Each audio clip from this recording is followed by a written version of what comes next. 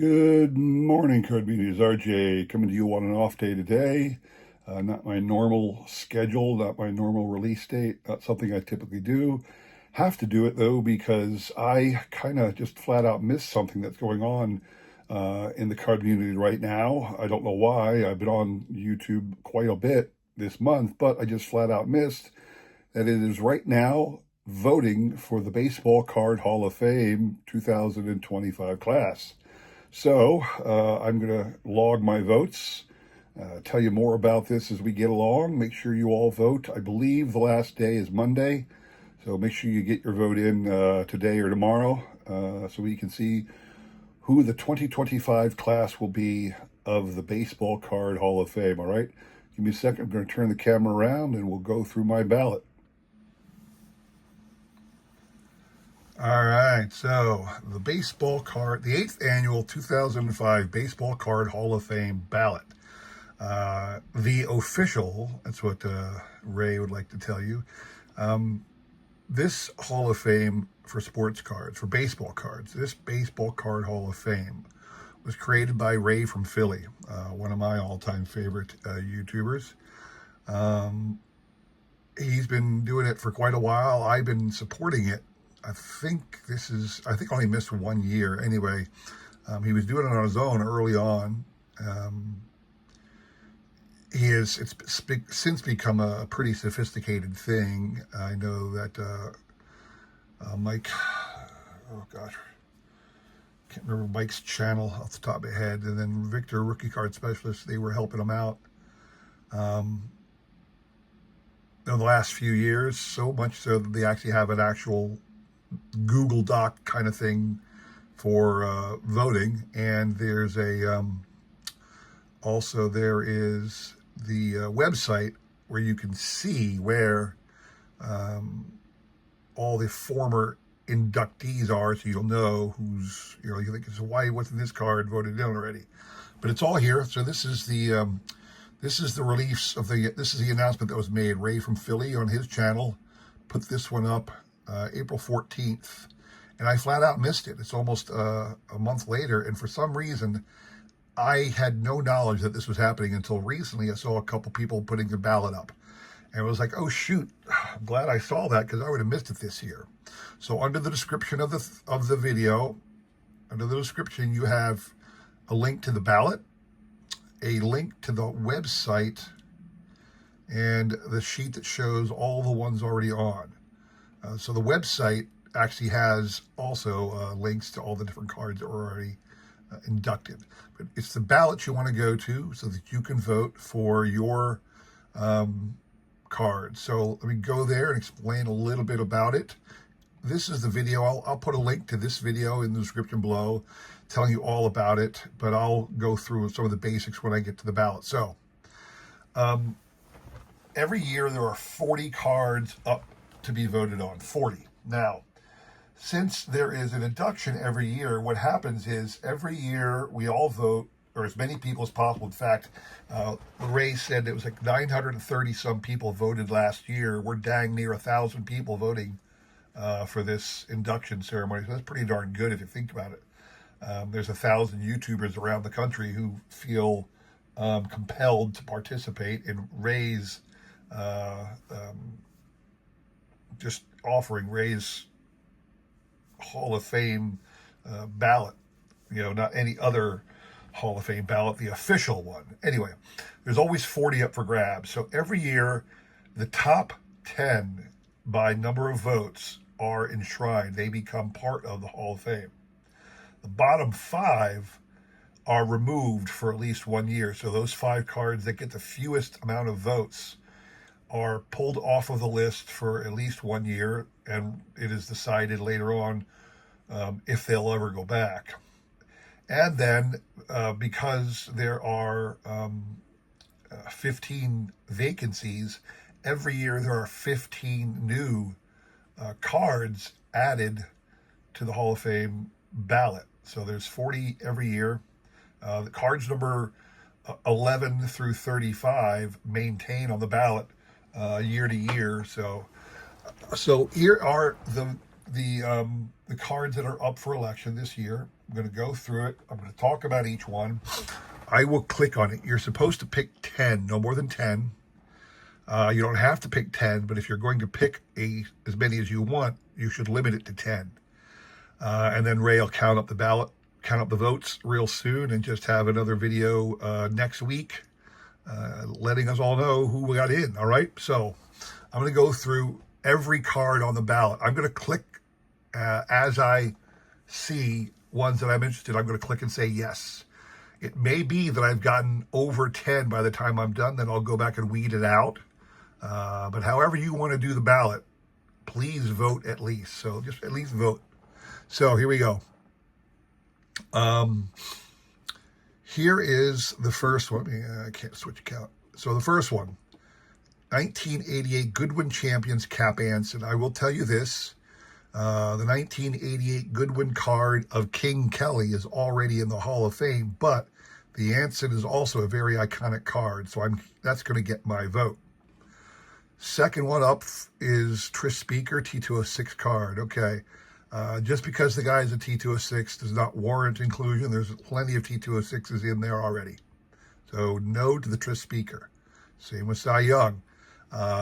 I think there are much better Cy Young cards, to be quite honest with you, that should be on the ballot rather than the Cy Young. But that's the one that's on the ballot. That's a no for me. One that is a big yes for me and has been regularly is the T206 Sherry McGee error card. I'm a big fan of that card. It is one of the legendary error cards that ever existed. So I think it very much deserves to be in the Hall of Fame of sports cards. The 1909 Walter Johnson Ramley card. Been voting for this every year. I want to put it up there. It's like one of the earliest Walter Johnson cards. It's amazing how young he looks there. 1912 Hassan Triple Folder Ty Cobb. A lot of people are complaining because this one is not the iconic triple folder, the one with Ty Cobb and Huey Jennings, which uses the famous image of Ty Cobb sliding into third base. So I'm not going to vote for it. I wouldn't have voted for it had it. I probably wouldn't have voted for it if it was on there. I think there's better cards. 1914 Crackerjack Grover Cleveland Alexander. No, there are better Crackerjack cards than Grover Cleveland Alexander. He's a Philly here. You'd think maybe I'd want to support it, but I just don't believe it's an iconic enough one for the Hall of Fame. 1922 American Caramel Babe Ruth. It's a great card. There's other cards I'd rather vote for. 1925 Lou Gehrig exhibit card of Lou Gehrig. Absolutely. This is widely considered Lou's rookie card. It is an iconic Lou Gehrig card, and without a doubt, that belongs in the Hall of Fame. 1934 Gowdy Hank Greenberg, typically called his rookie card. Not really interested in that. 1934 Diamond Stars Jimmy Fox. No, thank you. 1938 Gowdy Heads Up Bob Feller. The 1938 Gowdy Joe DiMaggio is in. I will complain about the card that was voted in. The image on the Hall of Fame website is the one without the scribbles. If you're going to vote in a card, it dang well better be the one with the scribbles. And right now on the website, Ray, you got to fix this. On the website is the one without the scribbles. You need to put the one with the scribbles up for the Joe DiMaggio Heads Up card, okay? 1941 Play Ball P.B. Reese and the 1941 Play Ball Joe D. While the Joe D is an iconic card, I'm going to pass. There are more deserving ones, I believe, and we'll get to it in a second. 1949 Bowman Roy Campanella. This is the first of several cards that are going to come across our desk right here, where I say, just because a card is the rookie card of a Hall of Famer does not mean it is worthy of being inducted into the Baseball Card Hall of Fame. There are too many iconic cards that have nothing to do with the player's rookie season that warrant induction, more so than this card of Roy Campanella, so no. The 1950 Teloteras, Josh Gibson. Absolutely, I voted on this last year. I'm going to keep voting on this one as long as it's up here until it gets in. 100%. Now we have a series, two more quote-unquote rookie cards. 51 Bowman Monty Irvin, 51 Bowman Whitey Ford. Again, no thank you, just because they're Hall of Fame rookie cards. I'm not interested in voting for them. Andy Pafko. Andy Pafko from the 1952 Topps. Number one in the set. That's what makes it iconic. I'm going to pause on this one. I think there are many more I would vote for above this. We'll see if I come back to it. Maybe. This one is an interesting one. 1957 Topps Ted Kluszewski. 1957 Topps Ted Kluszewski showing off the guns. The sleeveless Reds jersey without an undershirt sleeve. Fantastic image, legendary card. I might come back to that if I have more time, because that's one of those unique ones that I'd love to see make the Hall of Fame. 57 Topps Don Drysdale, and 58 Roger Maris. Same thing about rookie cards. No. All of three of these, the McCovey, Carlton, the Seaver, no. 68 Topps 3D Roberto Clemente, maybe. I'm going to come back to that one. That's an iconic card. It's become an iconic card. 68 Seaver with the rookie cup, no. Now I'm going to go against what I just said a second ago. 68 Topps Johnny Bench is going to get my nod. Now, why? After I'm saying this about all these other, people who have rookie cards and, just don't vote them in because they're the rookie cards of a Hall of Famer. The reason is because there are certain players that are considered the GOATs of all, the GOATs at their position. Last year, Mike Schmidt finally got in, or it might have been 2 years ago, but Mike Schmidt was voted in recently. Thank God he was, because he is without a doubt the greatest third baseman of all time. So his rookie card, I believe, warrants induction. Same with Johnny Bench here. The greatest catcher of all time, his rookie card should be in the Hall of Fame. That's my decision. 1971 Topps Dick Allen. That's a no. I think there's a kind of a backstory of how this ended up on the list. I'm not going to go down that road. You can if you choose to. 1980 Charlotte O's Cal Ripken. Absolutely. This legendary orange card really has a place in a lot of people's hearts, especially for a Ripken collector. It's one of those cards you're dying to get in your collection. And again, it's an iconic card, I believe, in the hobby. Deserves inclusion. 1983 O-Pee-Chee Tony Gwynn. I don't get it. No. 84 Fleer Roger update Roger Clemens is interesting. The 84 box set of Fleer update was one of those legendary sets, still is. It has so many young rookie stars, Roger, Puckett, a couple other interesting rookie cards, but I don't know. I think there's more deserving people. 86 Topps traded Tiffany Bonds, no thanks. 87 Donruss Greg Maddux, no thanks. 90 Leaf Frank Thomas is interesting. I want to say yes, but I'll pause, because when this card came out, it was absolutely on fire. Everybody had to have this. And I think this might have been going for, a couple $100 back in the day. It's certainly come way down from its high years ago, but I'm going to pause on that right now. I will say yes to the Reggie Auto, the very first chase card, the very first randomly inserted autographed card, one that was short printed, only certain people could get it. Is in the high numbered 1990 Upper Deck release. It is a legendary card. Absolutely needs to be on the Baseball Card Hall of Fame. Michael Jordan, I will pause at the moment. I want to do that. Same kind of thing. This was a short print card. It was printed a lot more than people think. But I'm going to pause on that, not pick on that one right now. 91 Topps Desert Shield Chipper Jones. The Desert Shield set itself. I made this recommendation to Ray in the past. He hasn't seen fit to take my advice, but, he's under no obligation to take my advice. But it was my suggestion that annually a singular set be inducted, as if this card set is so iconic, the set itself is worthy of inclusion. So like having a binder of the whole set should be part of the Hall of Fame. Things like the 52 Tops or the T206, that kind of thing.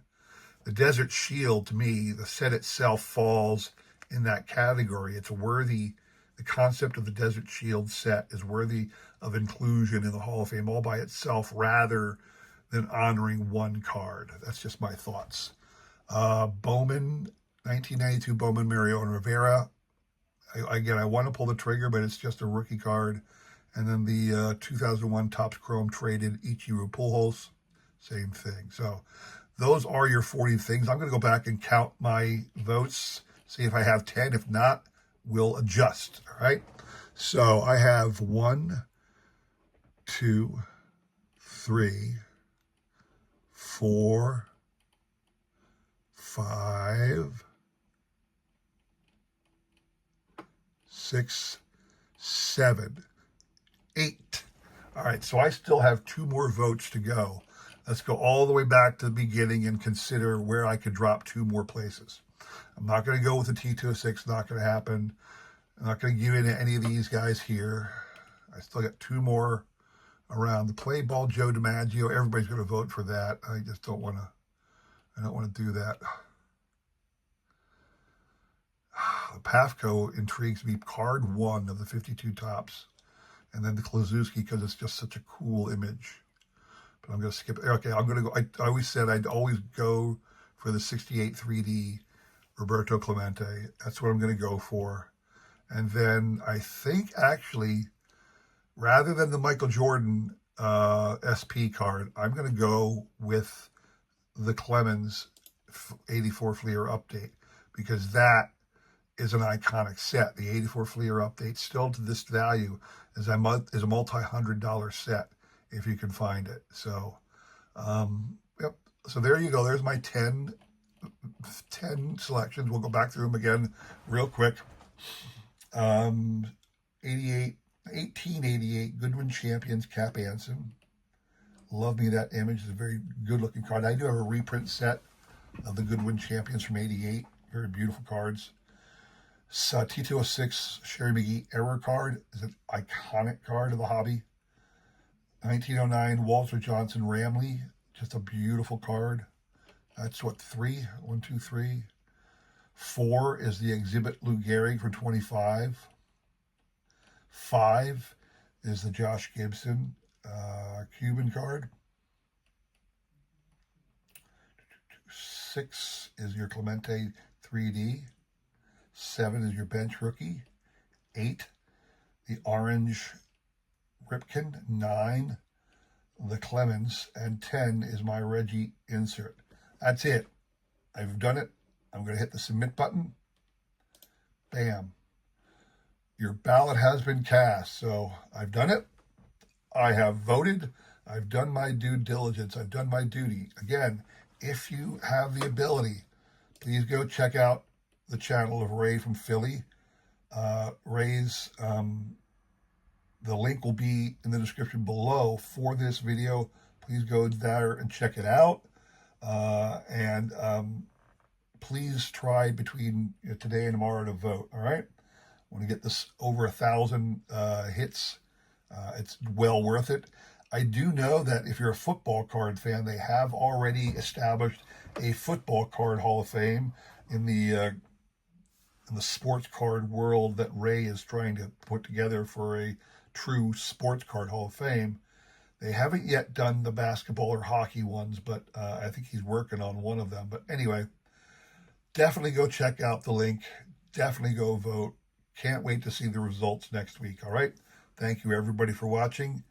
Take care.